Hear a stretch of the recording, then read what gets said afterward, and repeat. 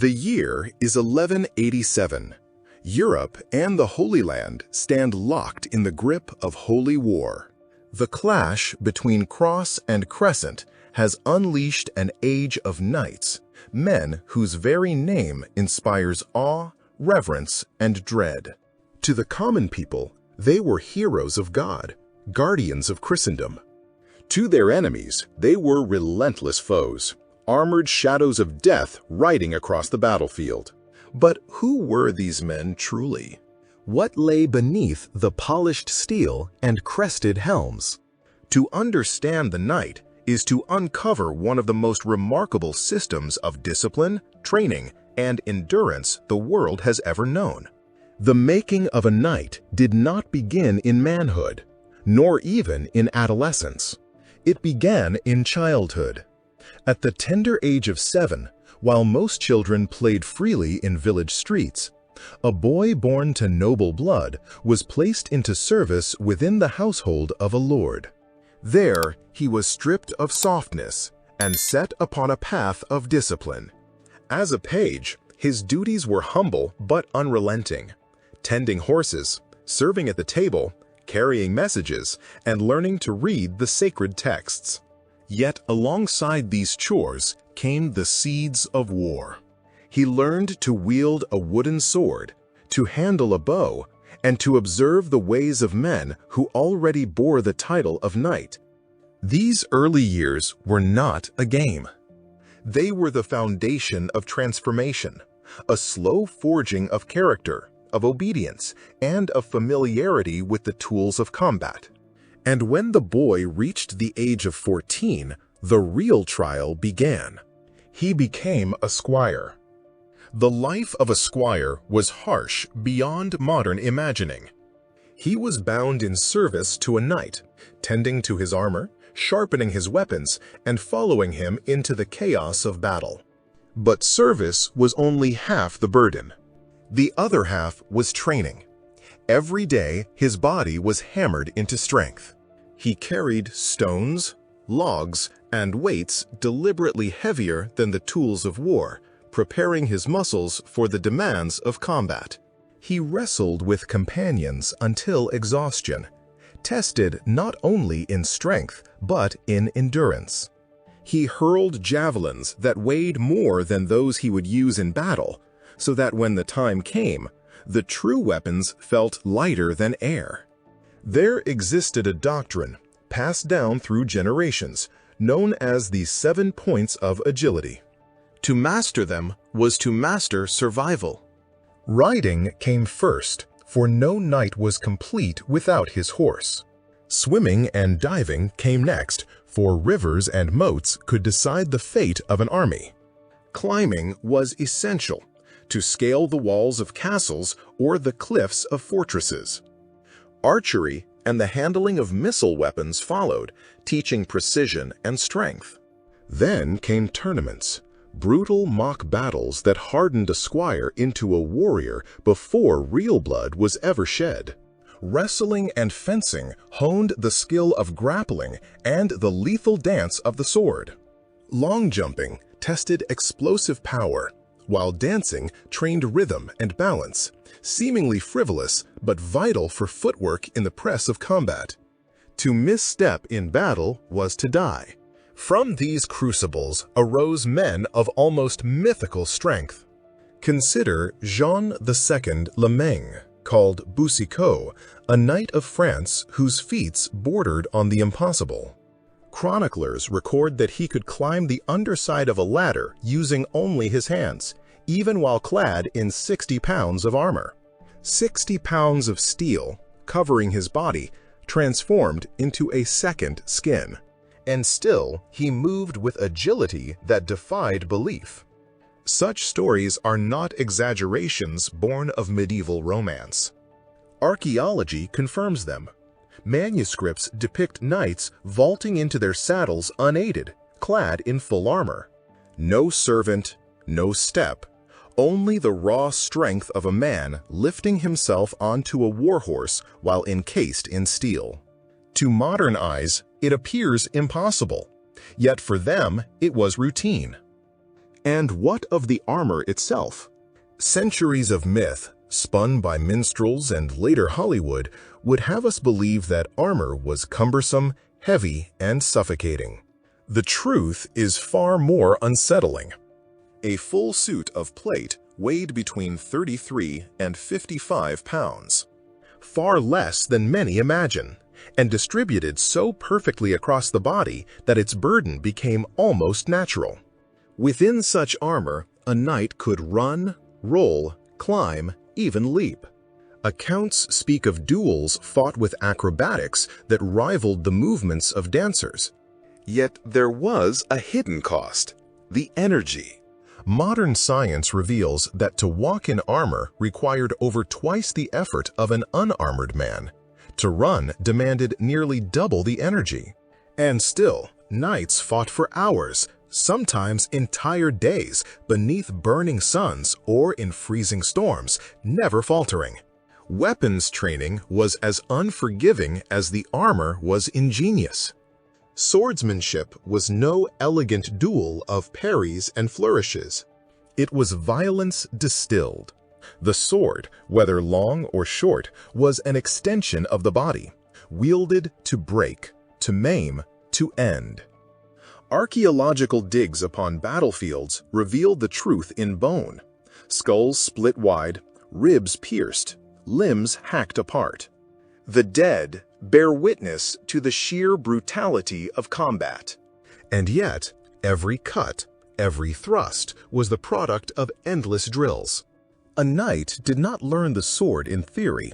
He lived it in repetition until it became instinct. But combat was not only of the body, it was of the mind. A knight was conditioned to endure pain beyond comprehension. Chronicles tell of men fighting on after losing blood, after suffering wounds that would bring others to the ground. They fought through adrenaline, through fury, through faith. To yield was shame, to stand was honor. And so they rose, again and again, long past the point where flesh should fail. And they did not fight alone. A knight was never an isolated hero, but part of a machine. The charge of armored cavalry was not a random surge, but a calculation of physics, weight, and momentum. The lance was not merely a weapon, but the spearhead of impact, a force magnified by horse and man moving as one. Battles were not brawls. They were symphonies of destruction. Every night a note in a terrible harmony. To look back upon them is to see more than warriors. It is to see the very pinnacle of medieval endurance, the embodiment of an age when survival was bound to discipline, faith, and unrelenting strength. They were men forged in fire, sharpened by trial, and armored in iron. To stand against them was to face not merely a man, but centuries of tradition, training, and unbreakable will. The knight was not just a figure of legend. He was the living reality of a world where power was written not in ink, but in steel and blood.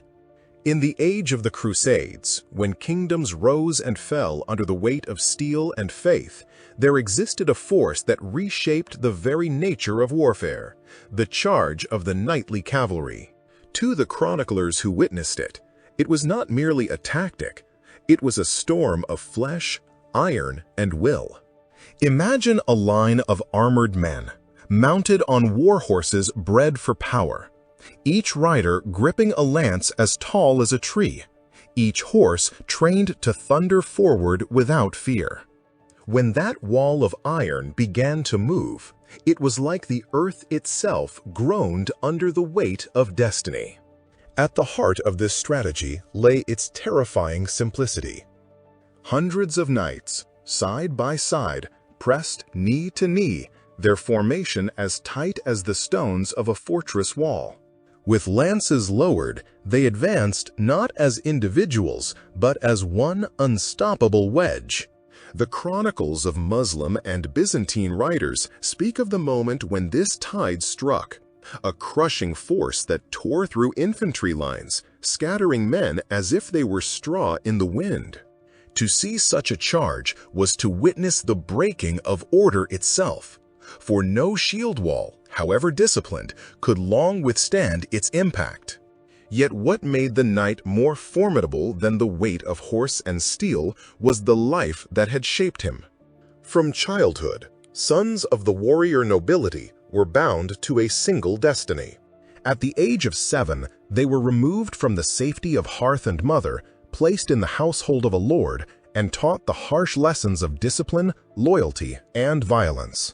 As pages and squires, they learned not only to serve but to fight, polishing armor, sharpening blades, and watching, always watching, as their masters prepared for war. By adolescence, they trained daily with sword, spear, and shield, their bodies hardened by relentless drills, their spirits molded by the belief that death in battle was not a curse but the highest form of honor. The knight was not born, he was forged. His muscles were tempered by endless hours of sparring, his mind by the brutal certainty that war was the purpose of his existence. He was taught to endure hunger, cold, and wounds without complaint. Pain was not an obstacle, but a teacher. And when at last he was knighted, girded with sword and spurs, he stood as the embodiment of a warrior caste that knew no equal. The weapons of these men were instruments perfected through centuries of bloodshed. The longsword, resting at a knight's side, was more than sharpened steel. It was a companion, as familiar to him as his own hand. Balanced to strike with speed and precision, it could cleave through mail, sever tendons, or drive its point into the weakest seams of armor. But the sword was only one among many tools of death. The lance, the mace, the battle axe, the dagger for the final thrust, each weapon served its place in the knight's brutal symphony of war. Even the horse was a weapon, trained to kick, trample, and bite in the chaos of battle.